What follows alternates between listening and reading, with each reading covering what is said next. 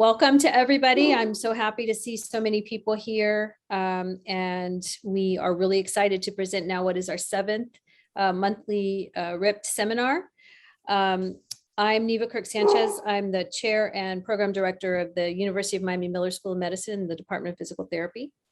And we have a presentation today by our speaker, Jennifer Stevens Lapsley, and we're going to conclude that presentation with the Q&A session and discussion. We already have some questions submitted.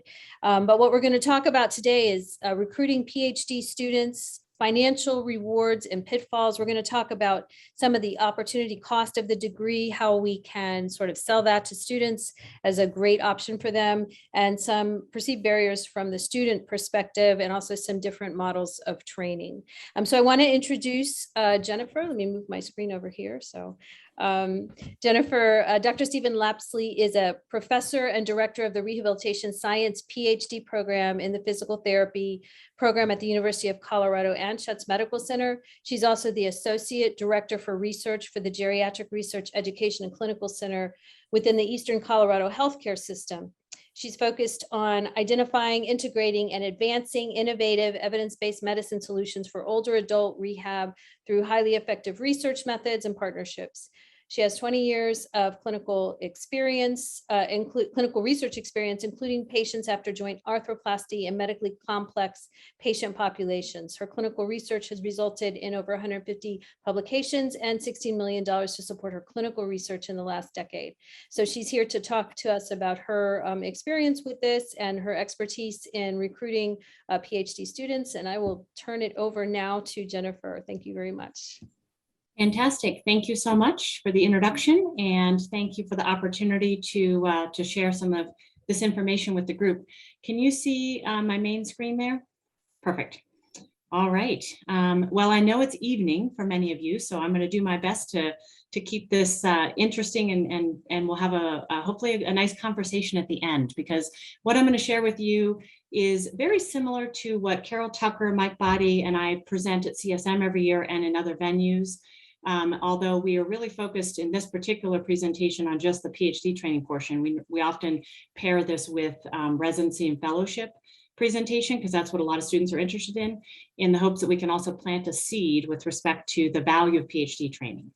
So I'm going to walk you through kind of how we lay this out and how we set the stage. And there's no one path or no one right or wrong. And so I'm hopeful that there may be things that I'm sharing with you that contrast with kind of what your impressions are or your experiences are. And those things will lend themselves to a really nice, rich discussion at the end. So starting out here, I think the learning objectives, we're going to talk a little bit about the financial considerations using some data that we've collected recently. We're going to talk a little bit about the strategies that we're using, as I just described, and then talk a little bit also about pros and cons of different PhD training pathways. And I think that in itself lends itself to a rich discussion.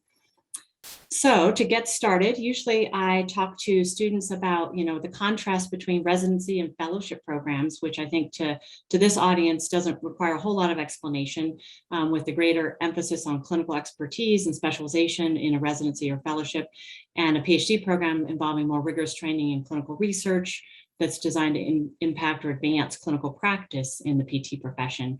And so we often walk through kind of what are your goals? If you ultimately really want to be in a management role and really remain actively rooted in the clinic, be a clinical expert and specialize, or develop case studies on individual patients, all of which are important, then a residency fellowship route may be the right choice for individuals.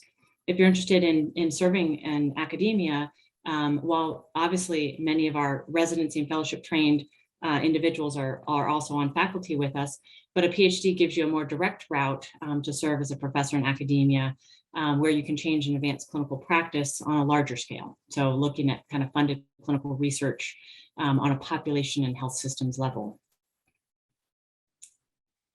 And I talk to students about, the barriers that I hear most commonly stated as reasons why people don't want to get a PhD are financial, which I'm going to spend a little bit of time on in this presentation. Classroom fatigue is a big one. So a lot of people talk about, classroom fatigue being something that makes it difficult for them to want to go back and get a PhD. And I talked to them about finding, if they are concerned about that, finding a program that has coursework that matches their interests and and the volume of coursework that kind of addresses that classroom fatigue piece. Different programs have more and less amounts of coursework. Some people really want a lot of coursework, and so they should find a program that has more opportunities for some of that, and other people want less. I also talk about this question of being in the clinic. A lot of students really want, obviously, they got their degree and they want to practice clinically, and they feel that getting a PhD is going to prevent them from being able to practice clinically. And so I talked to them quite a bit about the fact that if you choose clinical research routes that are involving clinical populations, many of our PhD students treat actively in studies. They're part of the research program where they get to work with patients as part of their training.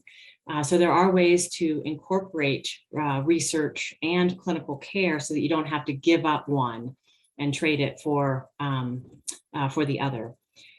And then the other barrier that I hear commonly stated is they watch the faculty often, they perceive faculty to have very poor work-life balance. And well, that's probably true for a number of us. There are a lot of benefits to having the ability to balance and choose the directions that you want to go as a faculty member and have variety. And I often emphasize that, work doesn't feel like work. You may be putting in more hours as an academic, but a lot of the things you're doing, you're really passionate about, you're really engaged and you really enjoy. And a lot of faculty don't feel like the greater number of hours towards training and becoming a faculty member, and then once you're in that role, are altering or destabilizing their work-life balance in ways that are any worse than clinic, and can in many cases be much better. And I often emphasize the fact that you do have flexibility in terms of if you need to pick up your kids at 3 o'clock and do something with them in the afternoon, it's a little bit easier sometimes than a clinical schedule because you can resume work in the evenings or on the weekends. So there really is a different type of balance that is possible to achieve in with an academic career. So I think one of the most important aspects in choosing any career pathway is, are you going to have a job? And so these data support what we all know, that there are still quite a few jobs out there for individuals who are PhD trained, especially, but in academic roles. And so I tell individuals and candidates that are interested that there's a job market that's wide open, and that's not going to be the barrier. That's not the case in other fields like exercise science. There's a lot more competition in certain settings, in certain environments than there is, say, in our profession. And so just counseling individuals that they are going to have opportunities when they graduate, I think, is important. This figure just represents kind of where it's a couple years old, but it kind of represents kind of where we are as a profession in terms of the number of people with advanced degrees. So Doctor of Philosophy or PhD versus EDD or DSc. And we're pretty close to that 50% target that CAPD has set for us. And so again, there's additional room for PhD trained faculty to tip the scales in favor of having greater than 50% of our faculty PhD trained. I also often mention that while individuals can get faculty positions with a DPT, and we have some extremely talented clinical educators on our faculty and that of many of your programs, we kind of did a comparison side by side when we opened a research position, and then we opened a clinical track position for someone who didn't necessarily require a PhD. And there was an 8-fold greater number of applicants for the DPT position. And so while it is possible, there's a lot more competition for positions without a PhD. So a PhD also opens up doors with respect to available positions in locations and places. If you have to move, relocate, the job market isn't quite as competitive in that sense. So as far as cost assumptions, these assumptions were based on essentially 2019 pre-COVID data.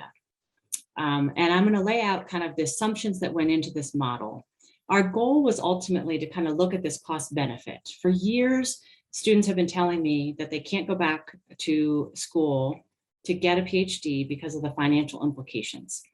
And so what we sought out to do was to look at kind of, if you look at the opportunity cost loss, like what do you lose during the PhD training compared to what you earn on the other end of things as far as salary?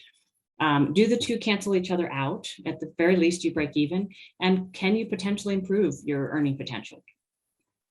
And so our assumptions, because this was 2019 data, were a full-time funded PhD student has a stipend of $30,000 per year. I know that varies across programs, but we also did kind of a calculation across programs for average stipend levels, and that's comes close to kind of that average, between 30 and 32,000 probably.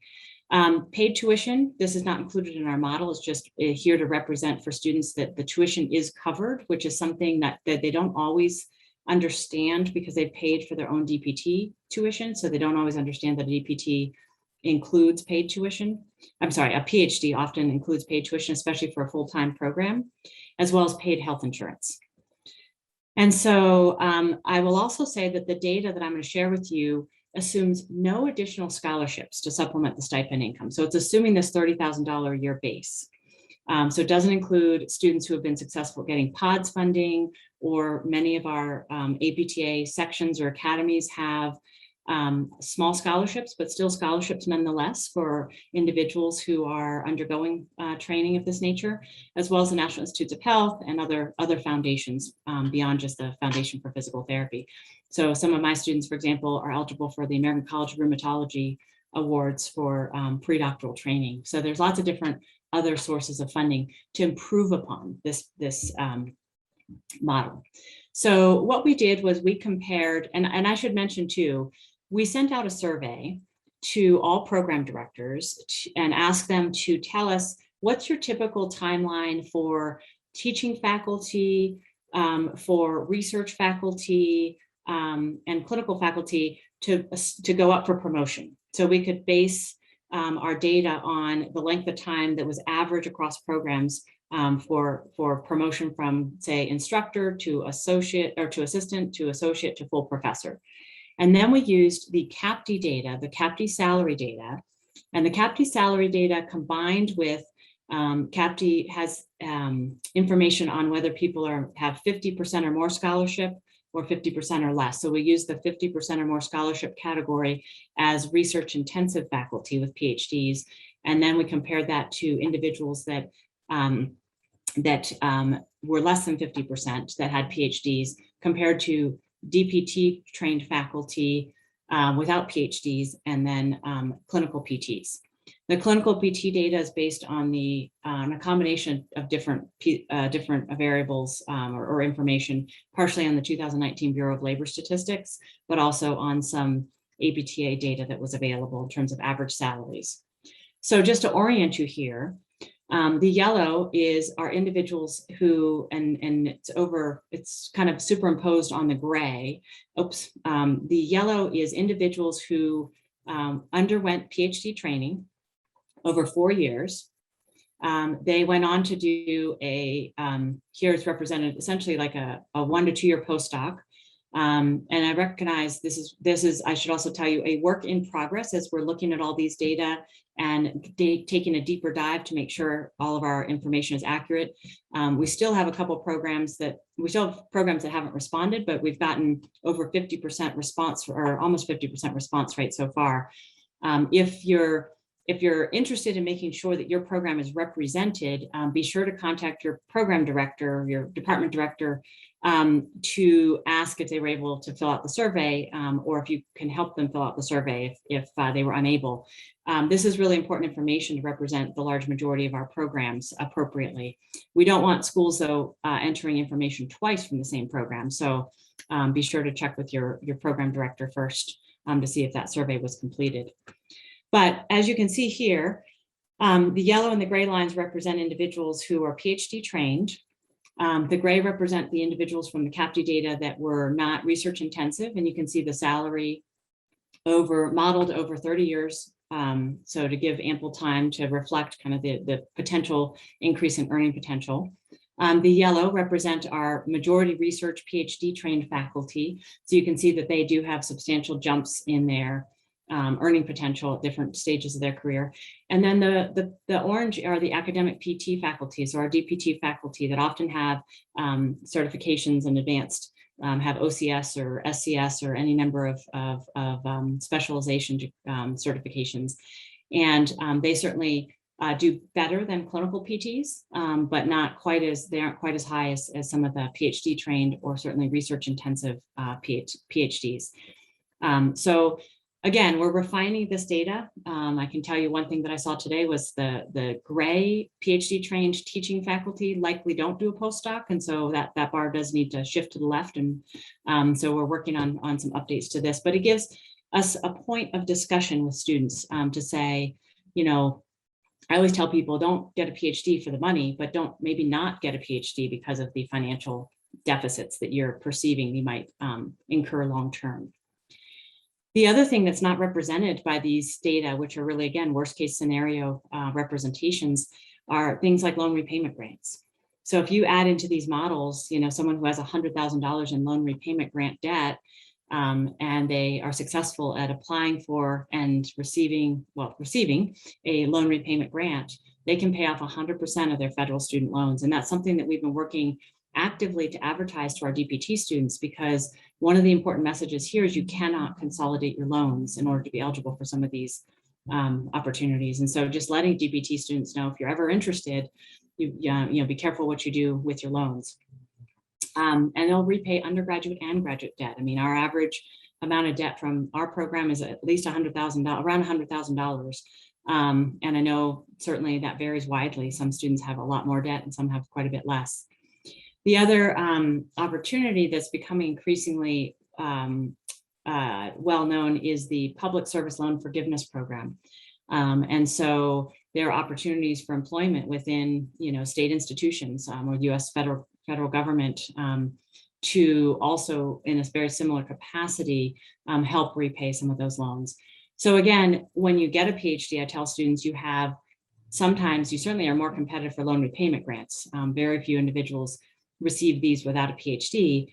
The public service loan forgiveness is a little bit different, and people are eligible with and without a PhD. And then I talk to students about the additional financial opportunities to narrow the gap. So as faculty, you often have more opportunities for consulting or patents or royalties from research products that you might have developed. You might have more paid travel opportunities due to sources of funding that support a number of initiatives and attendance at conferences, occasionally paid editorial board memberships or paid continuing education teaching opportunities. And of course, the paid continuing education teaching opportunities are certainly something that DPT faculty or DPT individuals, especially faculty, are also eligible for and are very competitive for as well. But the doors open widely in terms of when you have a PhD. I talk to students about how you're really truly able to advance and sustain our profession. The intellectual stretching and challenge that comes with PhD. So there's never a dull moment. There's always new opportunities to learn and grow. And you have flexibility. You can create your schedule. Many of us are very busy and have a lot on our plates, but again, we choose how to structure a lot of our schedules. Professional connectedness, travel and professional networking opportunities, as well as the joy of mentoring the next generation of PT, PhD trained individuals and PTs themselves in our DPT programs. I also talk, I get asked a lot of questions about the characteristics of successful PhD candidates. I emphasize that, when we're looking for candidates, it's not about intellectual aptitude in isolation. It's these other factors that come into play that are really important. The perseverance and tenacity of an individual is really important. One of my colleagues once said that someone who trains for marathons is a perfect PhD candidate in many ways, because they have the endurance to really see things through difficult, uncomfortable circumstances. And that's always stuck with me as kind of like an example of extreme perseverance and tenacity. Cogency. So, the ability to articulate ideas in person and writing is critical. I see a lot of students, you can absolutely train this skill. But if the individual's ability to really put the pieces together just isn't there at all, and their thought process is very scattered, it can be very difficult to be successful in competing for grant funding and those types of, and writing manuscripts. Self-discipline.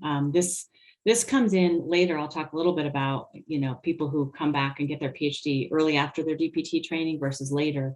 But one of the things I find most interesting and challenging is if an individual's been out working in the clinic for 10 years, they have a hard time with this concept of unstructured time, like for, throughout the week. That they have some courses, but they have a lot of time that they really have to be self-disciplined and figure out how to use that time appropriately. And then curiosity. So natural inquisitiveness has to drive someone's interest in clinical research for sure. And then, I tell students, like, what should you be looking for in a PhD program? And there's no one path for each individual that has to be the same as someone else's path. I mean, every path can look different and people can be successful through a variety of different paths. And one of the things that students often ask is, I'll have a student call me and say, I'm really interested in studying women's health. Who on your faculty can mentor me for PhD training in the area of women's health? Well, we don't have any faculty that specialize in the research operations in women's health at the moment. And so, I often talk to them about, you should look for programs that have a women's health component. But if you're geographically limited for some reason, and you really need to be at a program that has that's studying a different patient population, but you like the other elements of the program, the didactics, the mentoring, the philosophy of the program, and the overall kind of other aspects, the population you're studying may not be as essential as the training that you're getting, how to write a manuscript, how to write a grant, how to design a research question. I often tell people who are interested in pediatrics that geriatrics, there's lots of parallels. And so it's about understanding the methodology behind research and how to go about conducting research than the population. And in fact, a lot of times when you graduate someone that's interested in working in a whole different field, a whole different area, you're spreading the wealth. You're kind of moving the field forward in new areas and not just creating clones of your own research interests. So I often tell students, look for a program with a history of students getting funded, whether it's the foundation or APTA section awards or National Institutes of Health. And this can be challenging for new programs or new mentors. I often suggest that younger mentors pair themselves with more senior expertise so that they don't look so junior that students aren't interested in training with a junior faculty member. And they're still competitive for these types of awards. Look for a program with an institution that's large enough to support a variety of collaborations. This is, hit or miss. But the idea behind this is, if you have, your interests may change over time. And so if you have other options within a larger institution where you can follow those interests, sometimes it just gives you more opportunities for growth. But if you're at a smaller institution that may not offer as many of those opportunities, you can do a postdoc and you can get additional exposure through a postdoc. And look for a program with the type and amount of coursework I mentioned earlier that matches your interests and learning style. So some people really want more coursework, and I applaud them for that, and others don't. And there are different ways to learn, and find a program that has that match that meets the students' interests and tolerance for coursework. Look for a program that gives you some teaching experience. So this one often gets left off, but even though we're developing many of our students in research intensive programs, we're trying to develop them with research skills to be successful in conducting clinical research, but we all go out and spend time in the classroom. And so, really making sure that we give our students some exposures to teaching, both didactically kind of structured coursework that kind of gives them experience in how to design a syllabus, and also classroom experience is really still very important. And again, I'm open to other things you might add to that list. I'd like to open up the floor at the end of this presentation to talk a little bit about the pros and the cons of the full-time versus part-time, because that's another question that comes up a lot. People can be successful with either, there's no question. I just graduated a part-time student who was the owner of a clinic and, was in his 50s and couldn't step away from the clinic. That was his bread and butter, but he really wanted to get a PhD. And so the part-time approach was very appropriate for him. The majority of my students are full-time because it gives you more of a launching pad if you do want a research intensive kind of focus. Allows students to finish sooner. We do offer paid tuition and health insurance. Often students can be more productive, not always, but in terms of publications and grants. And often students are more competitive for scholarships and loan repayment grant funding. So many of our part-time students are not nearly as competitive for some of those sources of support. And so sometimes you can offset the salary reduction during the PhD training by being competitive for some of those additional sources of support. But, full-time may not be possible for everyone. And so like I gave you the example of the individual who owned his own clinic, individuals may need to work clinically while completing their PhD. Most of the time, they're going to end up paying their tuition and health insurance benefits unless the clinic that they're working at covers a portion of those costs. And I have seen that, a lot of times they don't meet the requirements for loan repayment programs. You have to have 50% time dedicated to research to be eligible for these loan repayment grants. The biggest thing I've seen with part-time individuals is they end up a little bit more in a silo in terms of their research exposure. They end up doing their own work because they're not with a community of other students where they're learning from each other. So I think the thing that was most eye-opening to me is this wonderful student that was part-time. I ended up spending 2 to 3 times the amount of time with this individual because they weren't learning from the other students as I do compared to like the full-time students, where the senior PhD student trains the junior PhD student in many ways. And they serve as like an intermediary where they learn to be a mentor. They appreciate how far they've come because they see a first-year PhD student writing their first abstract for CSM, and they're able to help and mentor, and they feel pride in how much they've learned in the process. But then by the time the abstract gets to me, it's much more polished than a student who's part-time and much more isolated in terms of the exposure to resources of that nature to help with the training.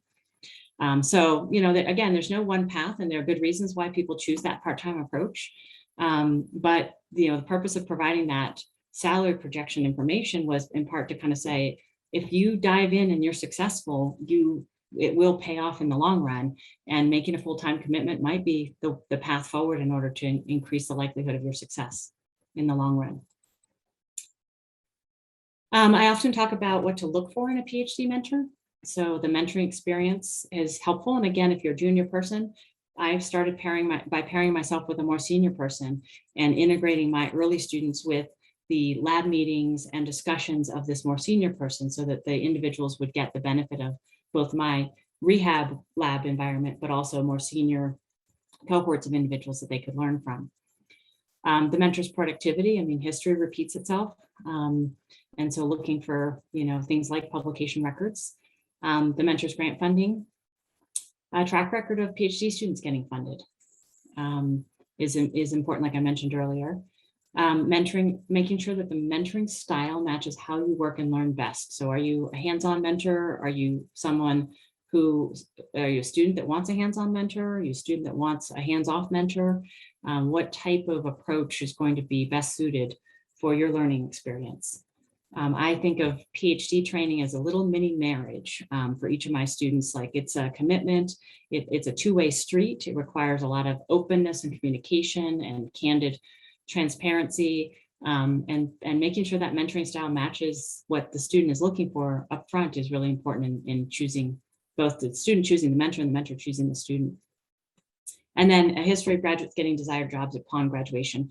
This one I weigh a little bit less because, again, the job market really is very ripe for PhD trained individuals. So it's less of a concern in terms of people finding a job.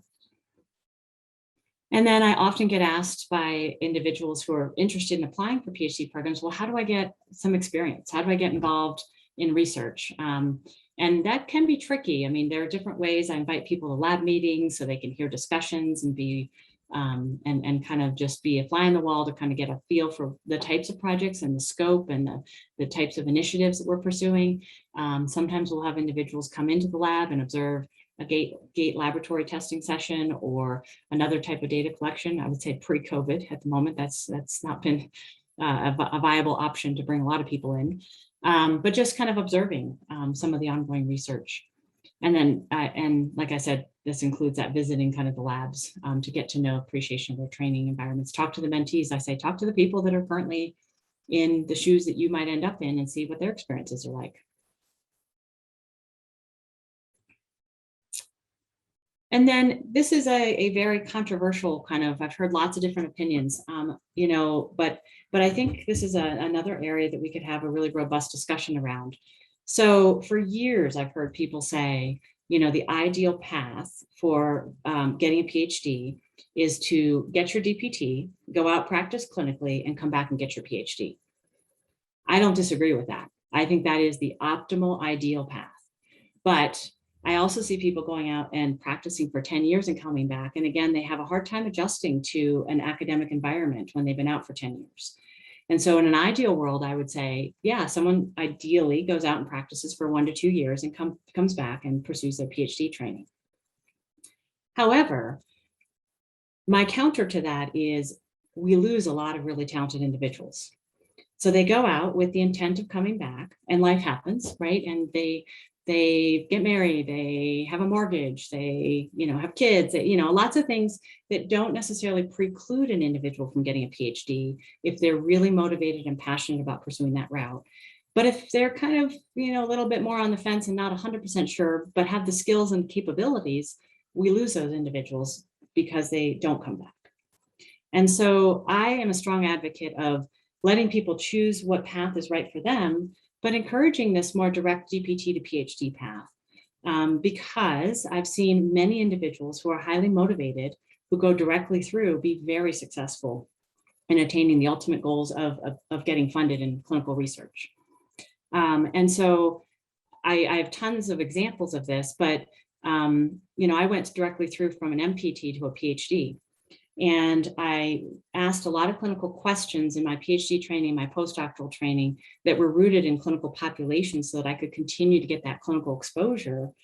But, you know, I currently manage about an $11 million portfolio of research grants as the principal investigator, all focused on clinical populations. Many of them are clinical trials, focused on everything from outpatient orthopedics to skilled nursing facility care to home health, to lymphedema management, to biomechanics, a wide range.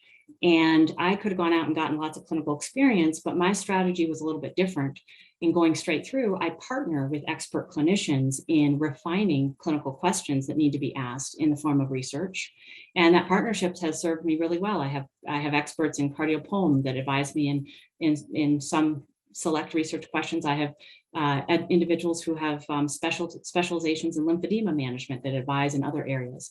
And so for every one PhD trained individual, there are, you know, 20 to 30 individuals that are extremely experienced clinical clinicians who are eager to partner in the form of research and share in that partnership to grow a research question.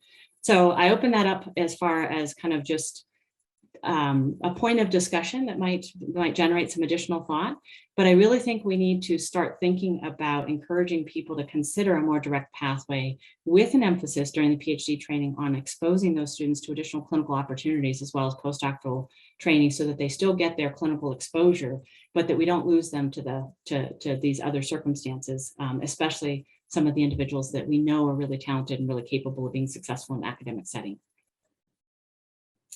So I'm gonna kind of close the loop here and transition towards opening the floor for questions. But hopefully, you know, I've been able to kind of share with you a little bit of the financial considerations that we're continuing to refine and hope to publish so that we can get the word out there in a more robust manner as to what the benefits and pros and the cons are of PhD training. We talked a little bit about the classroom fatigue, the clinical immersion, and the work-life balance. And we often use this slide when Carol Tucker and Mike Body and I present at CSM as a handout to kind of talk about like the differences between, in more detail, between clinical residency fellowship training and a PhD in something like rehab science. And so I'm happy to share this handout with anyone. If you want to email me, I'm happy to email its contents to anyone who would be of interest to.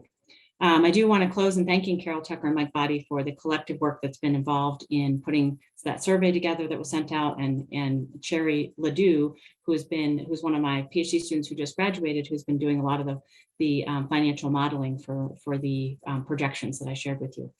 So I am eager to take your questions. If you have additional questions that we're unable to cover today, you're welcome to reach out to me, email me. You're welcome to there's a video on our website, rehabsciencephd.com, on the bottom left-hand corner. That is our CSM presentation for individuals who you want to encourage to consider PhD training. We're considering residency or fellowship, very similar to what I shared with you today, but with the added benefit of what Carol Tucker and Mike Body share. And you're welcome to point individuals towards that, that resource as they're considering different career paths. All right, I will pause there and we'll take any questions that people have. Okay, thank you, Jennifer. That was really very informative of some good, you know, I've been writing notes myself for some things that maybe we could touch on again, but let's take a few questions that were submitted previously when people registered. I'm going to start with one that I think you addressed, but we'll just ask the question again and maybe touch on the answer to that again. As a junior faculty, how do you attract strong applicants, and what are some strategies used to screen applicants? Yeah, so I did try to touch a little bit on that. Again, it's that pairing mentorship approach, really finding that senior faculty member who is willing to take not the student under their wing directly, but indirectly, so that the student benefits from that senior junior paired mentoring approach. We even have a T32, which is a training grant where that's a requirement, where you have a pairing of a senior and junior faculty member. So it gives a junior person more experience in mentoring, gives them someone to go to with questions. The second part of that was, let's see, one was the junior, how to attract students, but also how to screen applicants. How to screen applicants. So, you know, that's, I still don't have the magic rubric for identifying the perfect candidate, although I've laid out kind of the things that I think are important to consider. Some of those are a little squishy, right? They're not things that are tangible on paper, that you can ask someone to complete an exam or test, or you know, you have to kind of rely on references. I have learned, you know, what's really difficult is a lot of these really qualified candidates for PhD training don't have a whole lot of research experience. So I can't call a reference and ask them, how did they perform in a research environment? I have to really rely on secondhand, not secondhand, but like I have to interpret kind of information more from clinical references or other academic references that may or may not have seen them in a research capacity. So there's a little bit of guesswork involved in that. I will say I increasingly have often formed partnerships with potential prospective candidates in asking them, hey, will you do a literature search on this topic, and see what their writing abilities are, see what their ability to synthesize the information is. I talked to them about the fact, again, this is a mini marriage and it's a partnership. So them doing this and me working with them gives them a sense of what the experience would be like for them, as well as allows me to assess their capabilities. So I think if they don't have that research background, that's one way I've kind of been able to get a better feel of someone's capabilities coming into the program. And I think it takes a lot of time if you have a candidate who is struggling. And so it really is worth being thoughtful about who you do admit, and how you support them appropriately, because it can derail a lot of other efforts if you aren't careful in that selection process. So, right, I just want to speak to that a minute. I would echo what Jennifer says. I also think, I mean, I think it's interesting because when you accept a PhD into the program, it's a 4 or 5 year commitment for the faculty member. And we spend a tremendous amount of time in several meetings with PhD students before we admit them, because we want to make sure that the chemistry is right between the mentor and the mentee, but also we ask for a writing sample, we make sure that their goals are in line, that their curiosity is there, and things like that. So I think it really is a critical thing to do that, because it absolutely can derail for both the student and the mentor if that doesn't happen. And then also just to echo what Jennifer said, we do have for junior faculty, for their first PhD student, they co-chair a committee with a senior faculty member, and that's what we do every single time. So the student comes in, the student will come in and know they are being co-chaired by 2 PhD faculty members, and we may do that once or twice before we have a junior faculty member independently chair or mentor a PhD student, and that's been really critical for us. Okay, so I don't know if there's any questions in the chat, so I'll just move on to the next question that was submitted. How can we make PhD training more equitable and inclusive for primary caregivers? And the question asked about women, but I think this applies to men and women caregivers. So Jennifer, do you want to address that? Yeah, so, our PhD students in my program, I would say 50% of them have had kids or are raising kids while they're going through our full-time program.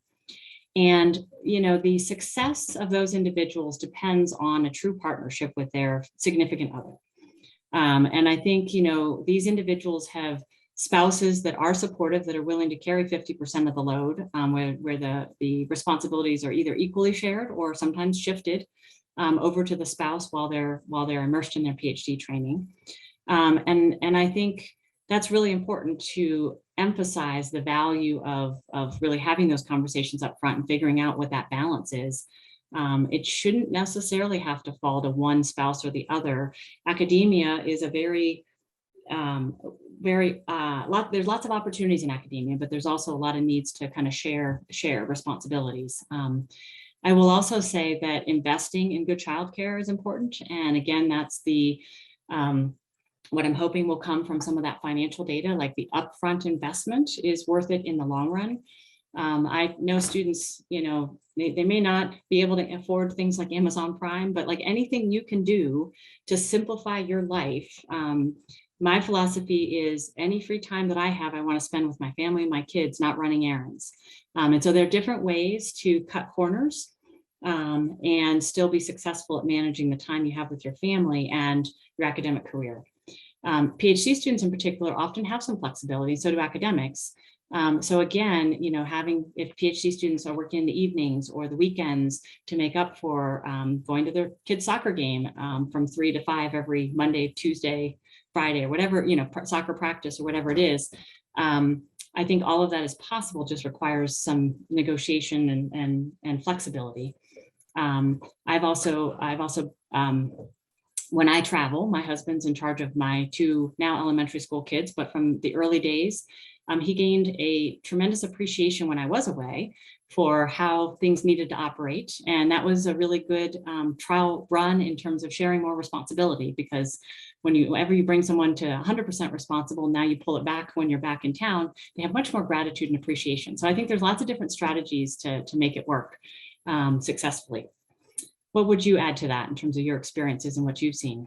So I would 100% echo what you said. And for our students that come in, again, caregivers, men and women, and I think this also extends to the financial aspect, because in Miami, where I'm coming from, the housing market is out of control and people need to put food on their table and pay their rent or their mortgage.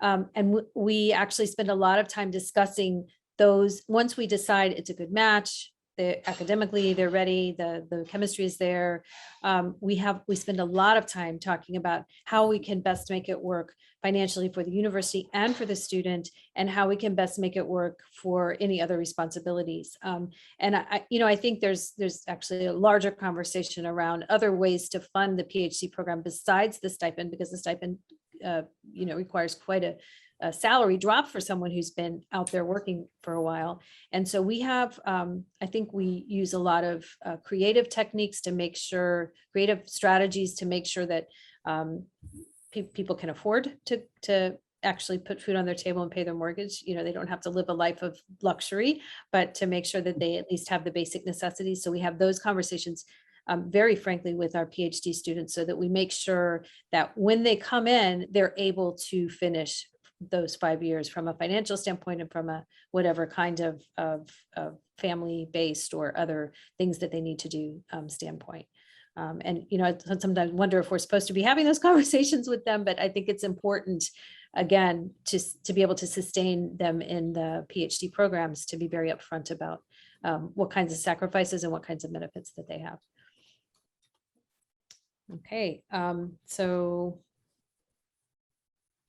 there's a question that was submitted asking what strategies are used to increase PT to PhD students, and then also to increase diversity within the workforce. Those are really two different questions. They're probably somewhat related, but.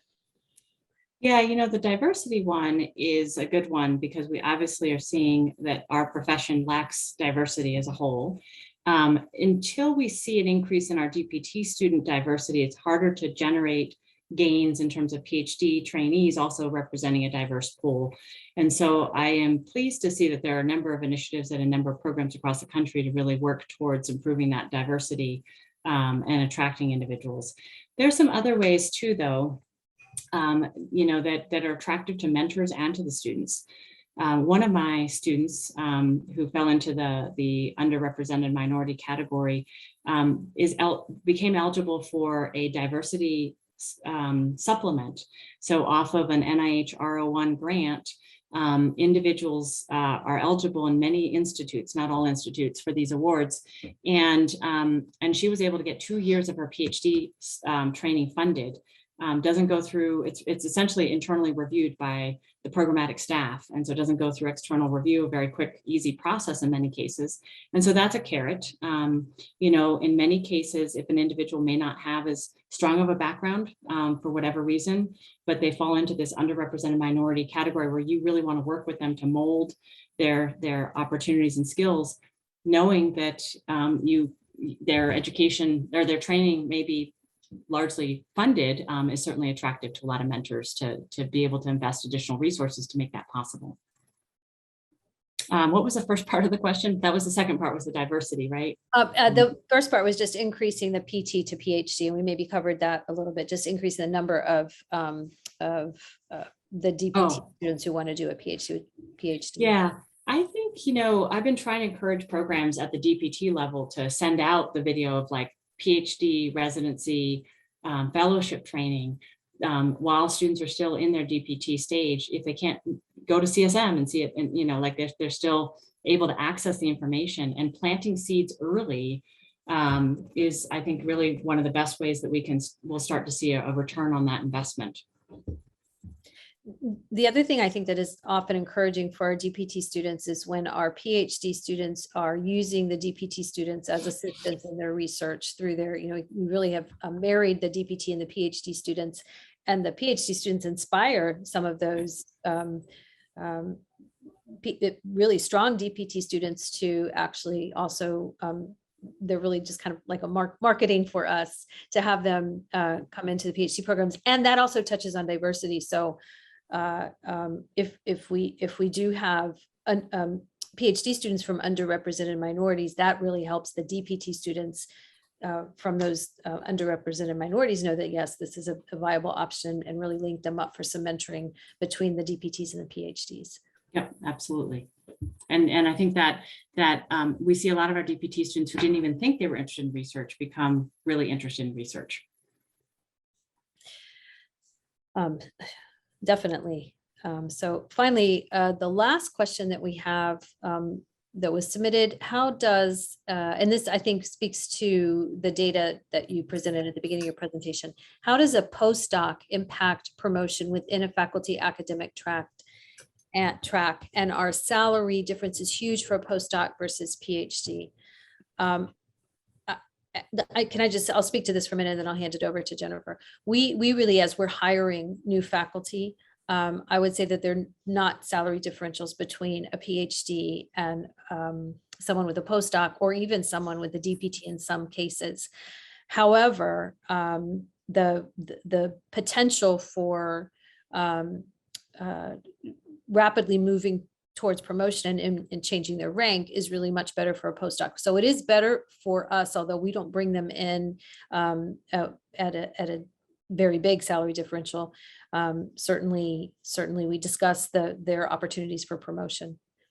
Yeah, we have, I think some of our faculty have gone up faster if they're research intensive at our institution, but not always. In the data in our survey don't suggest that they go up faster necessarily or get paid more right out of the get-go, although the CAPT data don't really clearly, they don't define if someone's done a postdoc or not, so it's a little harder to differentiate.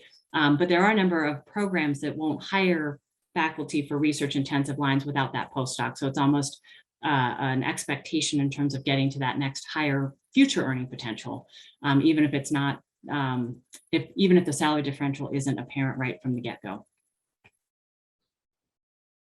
Absolutely. We just have a few more minutes. I was wondering, one of the notes that I wrote here was talking about, you indicated the things that a potential student, PhD student might look for in a PhD program. And it occurs to me that as we are trying to build our PhD programs, we need to be thinking about how we're marketing that on our websites, on our, at our meetings. And I'm saying that because I don't think that we at our university do as good a job as we should of marketing our PhD programs and marketing our PhD faculty. And it's something that I have been working on within our program, but I'm wondering if you were able to speak to that a little bit about how you market to the PhD, the people who might be searching for just the right PhD program. Yeah, I mean, that's really, that's partly the purpose of the materials that I've shared, is kind of this effort to really just more generally across the country, increase awareness and interest, because it has been a challenge to find and fill positions with really highly qualified candidates at times. And so again, I hope that like having some of the data in front of people that helps with that marketing potential. In general, one thing that scientists are not great at is the dissemination of information and products, and investing in people who are really good at working on design of websites. And, we've done a couple like podcasts and different things to try and reach different audiences. But I would certainly be open to other suggestions or thoughts for how we could improve upon that, because that's still a challenge for us, is try to figure out the optimal strategy for getting the word out. Yeah, absolutely. I'm looking in the chat. I see that there's been some questions that have then been answered. Let's see if there's any. Yeah, the only one that hasn't been answered, I think, or the two are like the range of study or programs they might want to consider. So biomechanics or physiology or other areas.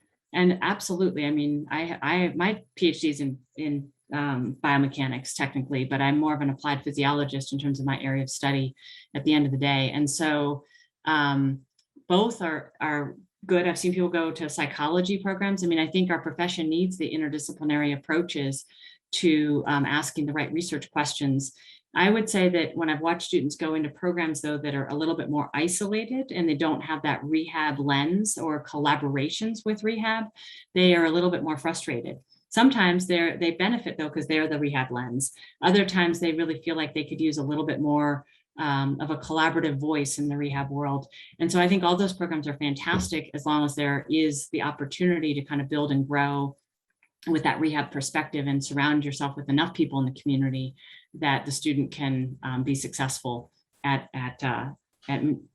essentially merging different disciplines appropriately. But as a profession, I think we need to get out of our own shells and get into, these interdisciplinary kind of training environments and programs. And our rehab science students train in our rehab science program, but they're exposed to so many other PhD students, so many other programs across the campus, that I think it helps them kind of keep their eyes open with respect to that interdisciplinary approach. Right. I would agree with that. And actually we're at University of Miami, we have a PhD in physical therapy, and we've gone back and forth for many years about if that's really, do we want to change it? Do we want to expand it? Do we want to offer those opportunities for non-PTs, for other disciplines? Because I think when our program started, it was specifically focused to build and train PT faculty for taking faculty positions. We have a very strong teaching core, but I think as times have changed, it might be, for our program in particular, it might be a time where we should explore whether, and we have tracks in biomechanics and in public health and in neuroscience, but sometimes it feels like maybe we should be more, and maybe it's marketing, just be more interdisciplinary in the way we market that, and not call ourselves a PhD in physical therapy, because we could be more than that in our PhD program.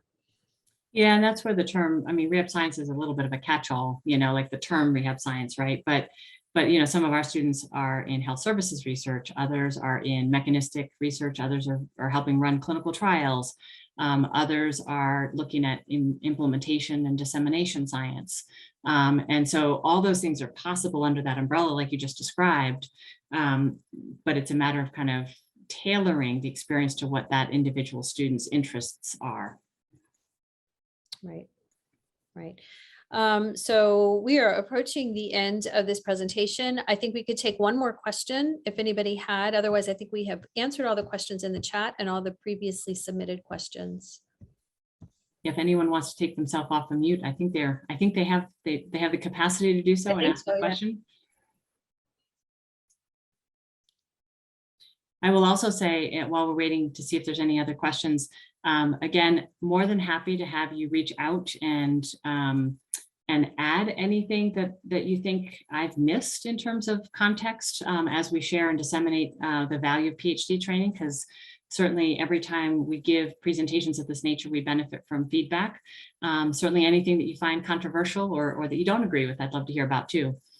Because I'd like to be able to widely represent the intents of multiple programs appropriately. But thank you everyone for your time. Did you, I see Stacy, did you have a question?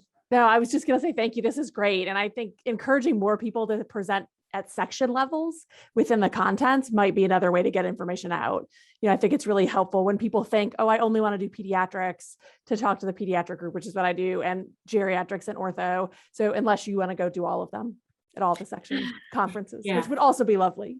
Or like I'm presenting at the Colorado chapter meeting, right? Like at least then you hit, 50 states, 50 chapters, that could also be another avenue to kind of divide and conquer a little bit. That's an excellent point, though, to reach out to our academies. Yeah, because a lot of those academies, attract some of the most highly motivated individuals who already have their clinical specializations, who are still looking for more, right? And so it's a great suggestion. All right. Well, thank you, Jennifer, for this wonderful presentation. Thank you, all of you, for participating. I think the recording will be available on the RIPPT website sometime in the near future. And again, good night. Have a good evening. Thanks, everyone.